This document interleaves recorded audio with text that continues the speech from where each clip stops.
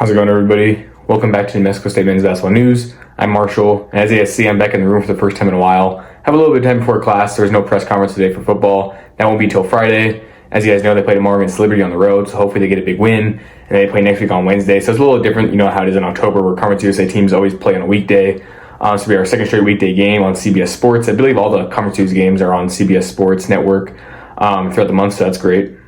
Today, just going to give a couple updates on the Aggie program currently and just former Aggies and what they're doing now. And then, in a couple weeks, when the season starts, we'll be getting a lot more videos out, at least twice a week, because they're going to have about 2 games a week, especially when it hits conference play. Let's get straight into this video. First, I want to talk a little bit about Peter Filipovic, who was our leading scorer and rebounder last year. So far, overseas, he's playing very well in his hometown, Copasavari KK, averaging 16.3 points, 4.3 rebounds, 1.3 steals in 4 games. I believe they're 2-2 in those games. He's doing a little bit of everything. Ever since that first game, he had 5 turnovers. He's really played well. And even that game, he had 5 turnovers. He didn't play necessarily bad. He had 11 points, shot the ball well. It was just those turnovers and those little mistakes. Kind of similar to Deontay Bostic did. His first game, he had no turnovers. The second game, he had 4 turnovers. Sure, as time goes on, they're getting more comfortability while playing overseas basketball and kind of getting used to that style of play. Those turnover numbers will be going down, and all the good numbers, points, assists, rebounds, everything they do to help the team win will keep on going up. Someone who's no stranger to playing professional basketball is Serge Rice, and he's also averaging 16.3 points per game overseas for basketball in New York. He is averaging 3.8 rebounds, 3 assists, just under a steal, 1.3 blocks. He's really getting it done on the defensive end. He's always been a great defensive player, works hard on both ends of the floor. I believe he's a little bit more better of an offensive player, but his defense is not bad at all. And I can see the argument being made. Let me know in the comments if you want to see a video where I kind of break down both parts of his game and figure out which one's better. Rice has had stints in the NBA, playing for the Spurs in a preseason game, and was on the roster, on the Lakers G League rosters, played overseas in multiple different leagues in Mexico and stuff. So overall, he's doing a lot of great things. And everywhere he's been a double-digit point per game scorer, even in the G League and stuff. And even that preseason game, I think he played in 1 or 2 games. I know in the one, I think he only played 6 minutes and had 6 points. I can't remember if he played a minute or 2 in another game or if that was it. But he's productive when he's on the court. And again, that pump fake is so deadly. Can shoot the ball well, gets done. He has some games here and there, like in the summer league this past year, had a couple bad games turnovers-wise. But he also had a couple really good games where he was scoring double figures. So he's been consistent overall the past couple years since leaving NMSU and leaving Texas, and definitely a guy to root for the future, and hopefully have a chance to make the NBA eventually, hopefully this season if not sooner. I want to talk a little bit about Coach Huden and the whole coaching staff and how great I think they're going to be for the team. Also, we talk about them a lot. You guys know they have a really good track record.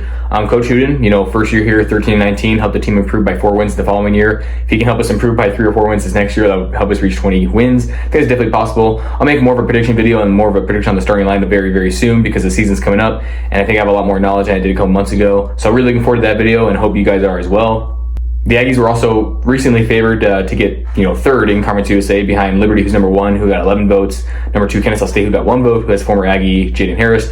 We're picked to finish 3rd. I think UTEP was they were 6th. I can't remember exactly. They were somewhere in the midway point. I believe Missouri State was toward the end. A lot of the new teams, newcomers are always going to be at the bottom. That's kind of how we were our first year coming in. We were picked to finish 8th out of 9, finished 6th instead. Then last year, I think we were picked to finish only 7th. We finished 5th. So really happy that we're kind of defying the odds, proving people wrong. And this year, we're a lot higher. So now we got to, prove the supporters correct and, not downplay that. Really excited to see how we do. I think 3rd's a, pretty respectable prediction. I think we'd be top 4 for sure. I know last year I was saying we'd get 4th. Gonna end up getting 5th, but we were tied for 4th. If we would have won that last game against Sam Houston, we would have been 4th, but it wouldn't have mattered because we played against the same teams anyway, which is why I was kind of confused why people were so upset about that loss. It was a very winnable game against a team we probably should have beat, a team we were much more talented than. And I'm not sure how Sam Houston's going to look for this year. I know we have some Sam Houston fans watching these videos. If you guys want to let me know in the comments how the team's looking, let me know. I can't remember exactly where they were picked to finish. I know we were picked to finish above them. But I think those are really good games. They're not like a rival by any means, but with obviously Coach Huden used to be there coaching, now he's over here at NMSU. Definitely some, good games for sure to come. As you guys know, Jamel Jones also picked the all-conference team, preseason all-conference team. I'd be surprised if he doesn't finish on at least the 3rd team. I think he's definitely capable of finishing on the 1st team for sure, if not the 2nd. He's going to be a really solid player for us, if healthy, obviously, and hopefully the whole team can stay healthy. Knock on wood, obviously. That'd be great. And I think they have a really good chance at, having a great season, like we said multiple times, if they are fully healthy. That's always the biggest thing. I feel like there's not as much injuries at the college level compared to NBA or professional sports and stuff. But you still see it happen from time to time. And it just sucks. Even in football, you look at Penn State, who's kind of had a tough past couple weeks, got their coach fired, and then Drew Aller, their quarterback, season-ending injury. Just not ideal. So it definitely does happen. But the Aggies, hopefully they can, stay healthy. I think they have a good medical staff, so I'm sure they'll be just fine.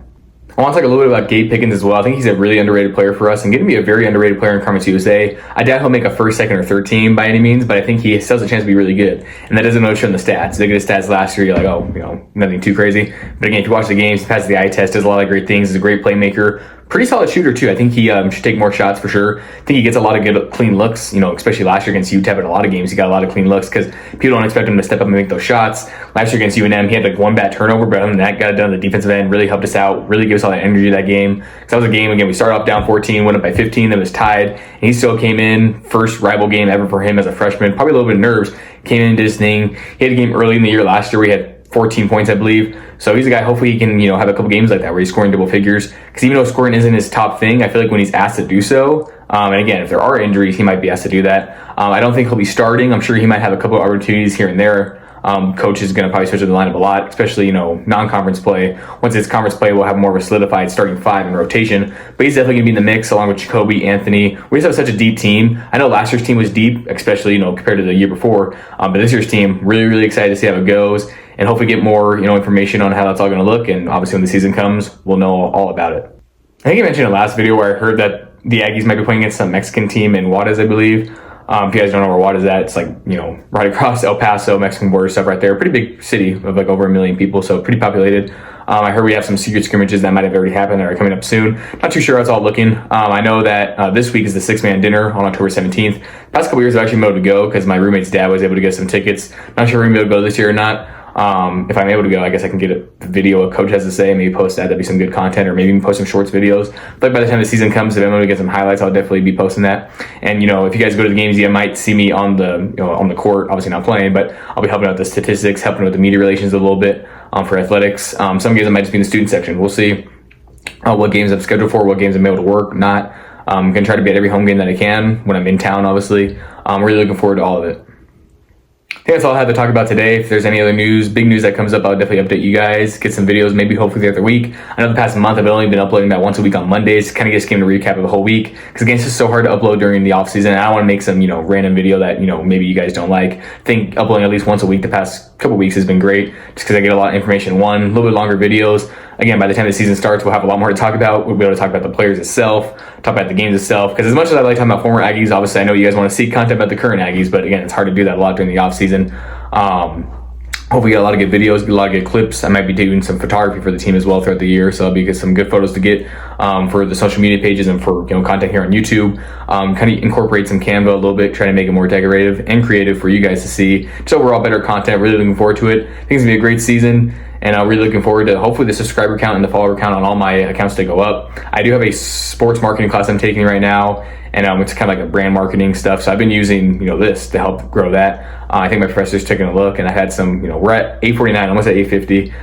Really excited to hopefully continue to just earn a lot of subscribers and followers. I think that hitting 1,000 here on YouTube is definitely possible by the end of the school year or the end of the season. And I also believe that on like Instagram, Twitter, getting to 1,000 eventually within the next year or so is definitely possible, especially during the season. It means we're growing a lot during the off season. I can only imagine during the season when it'll get a lot more posts and content up.